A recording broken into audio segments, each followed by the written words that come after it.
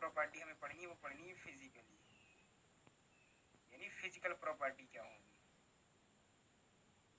और ये इम्पोर्टेंट है दोस्तों ये, क्योंकि कंपटीशन में बहुत क्वेश्चन पूछे गए फिजिकल प्रॉपर्टी से, तो वो आपको ध्यान रखना है, ठीक है। अब इसको तो आप समझ ही रहे होंगे, भौतिक कहेंगे, ठीक है। इसको लिखना पड़ेगा, मैं बोल देता हूँ, आप लिख लीजिएगा, भौतिक गुणधर्म, ठीक है, क्योंकि फिर हमारे पास जगह कम बचेगी। चलिए, अब जो भौतिक गुणधर्म पढ़ने हैं वो कौन कौन से पढ़ने हैं, थोड़ा सा वो ध्यान दे लीजिएगा। भौतिक गुणधर्म में दोस्तों सबसे पहला जो आपको पढ़ना है वो पढ़ना है इसकी डेंसिटी, ठीक है। क्या पढ़ना है, इसकी डेंसिटी, जिसको हम कहेंगे घनत्व, यानी जो स्ट्रक्चरल स्टील होता है उसकी डेंसिटी कितनी होती है। बहुत बार ये क्वेश्चन पूछा गया और अलग अलग यूनिट्स में पूछा गया है। तो अगर मैं बात करूं डेंसिटी की, तो डेंसिटी क्या होता है, डेंसिटी होता है वेट अपॉन वॉल्यूम, ठीक है। तो ये दोस्तों हमारा होता है 7850 kg पर मीटर क्यूब। ये इतना डेंसिटी होता है किसका, आपका स्ट्रक्चरल स्टील का, ठीक है। यानी इसका मतलब समझ रहे हो क्या, इसका मतलब ये है कि अगर कोई आप 1 मीटर जो है भुजा का एक कोई आप मान लीजिए बॉक्स ले लो जिसका वॉल्यूम कितना हो जाएगा 1 मीटर क्यूब, और उसमें तुम स्ट्रक्चरल स्टील को भरो पिघला करके, पूरा भर दो ऊपर, ठीक है। तो उसमें पता है वेट कितना आ जाएगा आपका 7850 kg आ जाएगा। इसको समझो, इसका कहने का मतलब क्या है, इसका कहने का मतलब ये है, अगर आपको इस तरीके से एक बॉक्स लेते हो जिसकी भुजाएं कितनी है, भुजाएं हैं दोस्तों 1-1 मीटर की सारी, और उसका जब आप वॉल्यूम निकालते हो बी, तो अगर वो आपका कितना आ जाता है 1 मीटर क्यूब आ जाता है, ठीक है। और फिर आप इसमें क्या भरे हुए हो, आप इसमें स्ट्रक्चरल स्टील को भरे हुए पिघला करके, और अगर उसका जो वेट है वो कितना आ जाएगा तुम्हारा 7850 किलोग्राम, यानी ये इसका क्या बता रहा है, डेंसिटी बता रहा है। डेंसिटी क्या होता है आपका वेट अपॉन वॉल्यूम, तो वेट ये हो जाएगा वॉल्यूम 1 मीटर क्यूब, तो आ जाएगा 7850 किलोग्राम पर मीटर क्यूब। डेंसिटी का मतलब तो समझ रहे हो ना, यूनिट वॉल्यूम में हमारी कोई चीज़ कितनी आ जा रही है, ठीक है। चलिए, तो ये आपका हो गया। लेकिन अब आपका जो वैल्यू होता है सीधा ये नहीं पूछता है, कभी कभी ग्राम सीसी में पूछ लेता है, कभी टन पर मीटर क्यूब में पूछ लेता है, कभी कभी क्विंटल पर मीटर क्यूब में पूछ लेता है, ठीक है। तो इसको थोड़ा समझिएगा। देखिए, ये जो वैल्यू है आप लोगों की, ये लिखी हुई है 7850 किलोग्राम प्रति मीटर क्यूब, यानी 1 मीटर क्यूब में 7850 किलोग्राम, ठीक है। तो क्या मैं इसको अगर मान लीजिए क्विंटल में चेंज करता हूँ, किस में चेंज करता हूँ, क्विंटल में, तो आप सबको पता है दोस्तों कि यहाँ पे 100 जो केजी होता है दोस्तों वो 1 क्विंटल के बराबर होता है, ये तो सबको पता है, ठीक है। तो ये लिखा हुआ है कितना 7850, यानी मेरा इसमें 78 क्विंटल बन जाएगा कि नहीं बन जाएगा, ठीक है। यानी मैं 100 से भाग दूंगा तो 78.5 हो जाएगा मेरा, और ये क्या हो जाएगा क्विंटल, और ये प्रति मीटर क्यूब हो जाएगा। सबको समझ में आ गया ये मैंने कैसे चेंज किया। चलिए, इसके बाद आप सभी लोगों को पता होगा कि अगर आपका 10 क्विंटल हो जाता है तो वो 1 टन के बराबर होता है, ठीक है ना, समझ रहे हो। यानी हम कह सकते हैं अगर 1000 kg हमारे पास वेट है तो वो हमारा 1 टन होता है, ठीक है। तो ये कितना है तुम्हारा, ये है 78.5 क्विंटल, ठीक है। तो यानी कि अगर मैं 10 क्विंटल में 1 टन बना रहा हूँ तो 78 में कितना बनाऊंगा, यानी 7 टन और कुछ और आएगा, ठीक है। तो इसको मैं लिख दूंगा 7.850।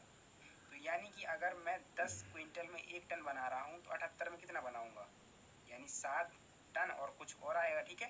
तो इसको मैं लिख दूंगा 7.850 टन, TON, टन प्रति मीटर क्यूब।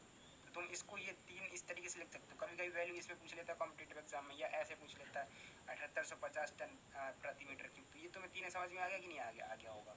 अब जो एक वैल्यू है दोस्तों वो पूछ लेता है ग्राम पर सीसी में, ठीक है। तो इसको तुम चेंज कर लो ग्राम पर सीसी में, देखो कैसे चेंज करोगे, इसको चेंज कर लो, देखो मैं बताता हूँ कैसे चेंज करोगे। मैं इसको रफली समझाता हूँ क्योंकि फिर ये गंदा हो जाएगा पूरा। देखो मैं इसको रफली समझाता हूँ कैसे चेंज करोगे। ये तुम्हारा लिखा हुआ है 7850, ठीक है। अब ये किलोग्राम है, अगर इसको ग्राम में करोगे तो क्या हो जाएगा, 1 किलोग्राम बराबर 1000 ग्राम होता है, तो 1000 ऊपर आ जाएगा तुम्हारा, ठीक है। नीचे तुम्हारा कितना लिखा हुआ है मीटर क्यूब, अब इसको सीसी में करना है, मतलब ग्राम पर सीसी में करना है हमको, किसमें, ग्राम पर सीसी, मतलब सेंटीमीटर क्यूब, तो अभी तो मीटर क्यूब है। तो आप सबको पता है कि एक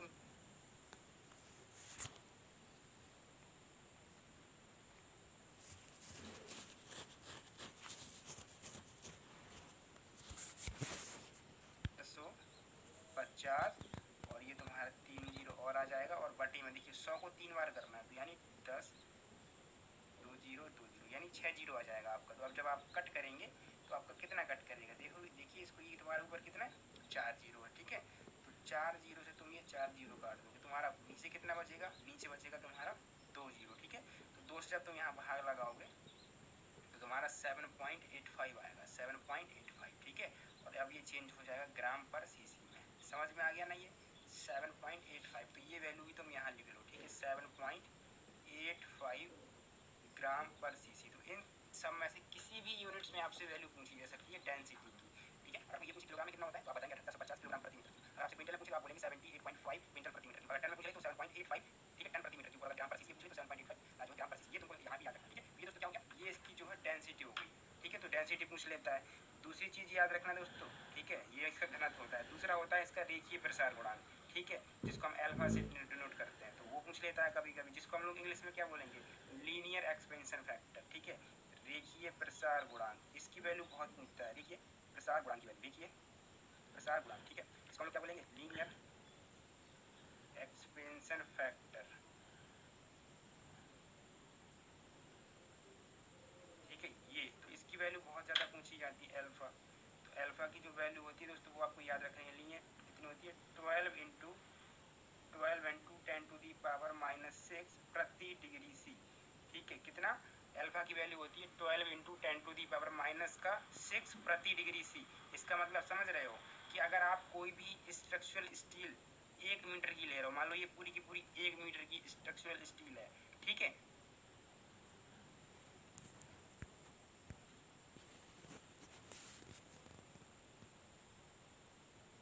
और अब मैं इसको टेम्परेचर दे के मान लीजिए मैं इसका 1 डिग्री सी टेम्परेचर बढ़ा देता हूँ, ठीक है। मान लो ये पहले 28 का था, पर मैंने इसको 29 का कर दिया, तो वृद्धि कितने की होगी, 12 इंटू 10⁻⁻⁻⁶ मीटर की होगी, ठीक है। और ये बहुत कम है, आप देखना जब 12 में आप किससे भाग दोगे, 10 लाख से भाग दोगे तो वैल्यू बहुत में जाएगी, ठीक है। मतलब बहुत ही माइनस डिफरेंस आपको देखने को मिलेगा। ये तुम्हारा क्या हो जाएगा, लीनियर एक्सपेंशन का वैल्यू हो जाएगा, ठीक है। अब तुमको यहाँ पे यंग मॉडुलस भी याद रखना है, ठीक है। इसको हम क्या बोलेंगे, प्रत्यास्थ गुणांक, प्रत्यास्थ गुणांक सब लोग जानते हैं ई, इसको हम क्या कहेंगे, young modulus, Young's modulus.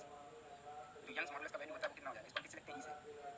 Young's modulus का वैल्यू देखिए, एक तो फिक्स पूछेगा, कभी-कभी रेंज में पूछ लेता है। जब फिक्स पूछेगा तो पूछेगा 2 इंटू 10⁻⁵ न्यूटन प्रति mm स्क्वायर, ये पूछेगा। अथवा अगर रेंज में पूछेगा, तो यही पूछेगा वैल्यू आपका, एक सेकंड, 1.95 ध्यान रखना, 1.95 इंटू 10⁵ से लेकर के ये पूछ लेता है आपका 2.10 इंटू 10⁵ न्यूटन प्रति mm स्क्वायर। ये तुमसे पूछता है, ठीक है, रेंज में। अगर रेंज में पूछेगा तो ये ध्यान रख लेना, ठीक है। तो ये तुम्हारा प्रत्यास्थ गुणांक हो गया, ठीक है। इसके बाद तुम्हें जो अगली प्रॉपर्टी याद रखनी है, अगली प्रॉपर्टी जो याद रखनी है वो है तुम्हारा दृढ़ता गुणांक। सब तुम पढ़े हुए हो, तुम अगर सोमॉस पढ़े हुए तो सब पढ़ के आए हो, ठीक है। बस इसकी वैल्यू तुम्हें याद करनी है, इनके बारे में नहीं जानना है आपकी, सर दृढ़ता गुणांक क्या होता है, यंग मॉडुलस क्या होता है, ये तुम सब पढ़े हुए हो। स्ट्रेन या स्ट्रेस स्ट्रेन का रेशियो ये तुम सब पढ़े हुए हो, ठीक है ना, बताने की जरूरत नहीं है। तो अब तुमको पढ़ना है दृढ़ता गुणांक, यानी कि मॉडुलस ऑफ रिजिडिटी,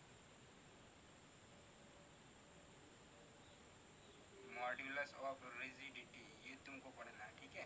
तो मॉड्यूलस ऑफ रिजिडिटी की अगर मैं बात करूँ तो इसका जो वैल्यू होता है दोस्तों, ये रेंज में लिख लीजिएगा 0.84 इंटू 10⁵ से लेकर के 0.98 इंटू 10⁵, ये इतना वैल्यू होता है न्यूटन प्रति mm स्क्वायर में, ठीक है ना। इसके बाद जो लास्ट प्रॉपर्टी पढ़नी है इसकी फिजिकल, वो है दोस्तों आपका पॉइजन रेशियो, जिसको हम क्या कहते हैं, पायसन अनुपात। ये भी तुम पढ़े हुए हो, ठीक है, डिफरेंट टाइप रेशियो तुम पढ़ाए हुए हैं। पायसन अनुपात, उसको हम कहेंगे Poisson ratio, POISSON, Poisson ratio, ठीक है ना। तो किससे लिखते हो, से। इसका जो वैल्यू होता है 0.286 होता है, ये तुमको याद रखना है, ठीक है। भाई इतनी फिजिकल प्रॉपर्टीज तुमको समझ में आई होंगी। पहली डेंसिटी कितनी होती है, 7850 किलोग्राम प्रति मीटर क्यूब, या कितना होता है दोस्तों आपका 78.5, और फिर क्विंटल प्रति मीटर क्यूब, या फिर आपका कितना होता है 7.85, और फिर टन प्रति मीटर क्यूब, या तुम बोल सकते हो दोस्तों कितना 7.85 ग्राम पर सीसी, ठीक है, ये होता है। इसके बाद जो यंग मॉडुलस होता है वो कितना होता है आपका 2 इंटू 10⁵, या फिर रेंज की अगर हम बात करें तो कितना होता है 1.95 इंटू 10⁵ से लेकर के आपका 2.10, ठीक है। इसके बाद हम बात करें अगर इसका दृढ़ता गुणांक की, तो ये कितना होता है तुम्हारा 0.84 इंटू 10⁵ से 0.98, ठीक है। और पॉइजन रेशियो कितना होता है 0.286, ठीक है। इनको जोड़ेंगे तो बीच का आएगा, इनको और इनको जोड़ेंगे तो बीच का आएगा, ठीक है। ये तुम ध्यान रखो, ये तुम्हारा हो जाएगा दोस्तों फिजिकल प्रॉपर्टी। तो समझ में आया इतना। चलिए इसके बाद दोस्तों फिजिकल प्रॉपर्टी सारी की सारी फिनिश होती है, और ये एग्जैक्ट वैल्यू, ये जो मैं लिखवा रहा हूँ, ये एग्जैक्ट वैल्यू पूछी जाती है प्रॉपर्टीज में एग्जाम में, ठीक है ना। चलिए इसके बाद अभी मैं प्रैक्टिस भी कराऊंगा थोड़ी देर बाद। इसके बाद अब दूसरी जो प्रॉपर्टी आपको पढ़नी है दोस्तों, ये तो फिजिकल होगी, अब आपको पढ़नी है केमिकल प्रॉपर्टीज। इनकी रासायनिक गुणधर्म तुमको पढ़ना है, ठीक है। तो ये तुम लिख लो यहाँ पे, हिंदी वाले जो भी हो, ठीक है। हालांकि ये तो समझ जाएंगे, छोटे छोटे टर्म है इनको तो आ जाएगा। चलिए, अब केमिकल प्रॉपर्टीज में तुमको ये जानना है कि मतलब क्या क्या चीज़ें जो है स्ट्रक्चरल स्टील में पाई जा सकती है। देखिए कार्बन को हम स्टार्टिंग से पढ़ते चले आ रहे हैं कि कार्बन इतना होता है, ठीक है। लेकिन अब यहाँ पर जो जानना है वो ये जानना है कि क्या कार्बन अकेला होता है? नहीं, कार्बन अकेला नहीं होता है। कार्बन के साथ भी अलग और भी सारे जो है उसमें एलिमेंट्स ऐड होते हैं,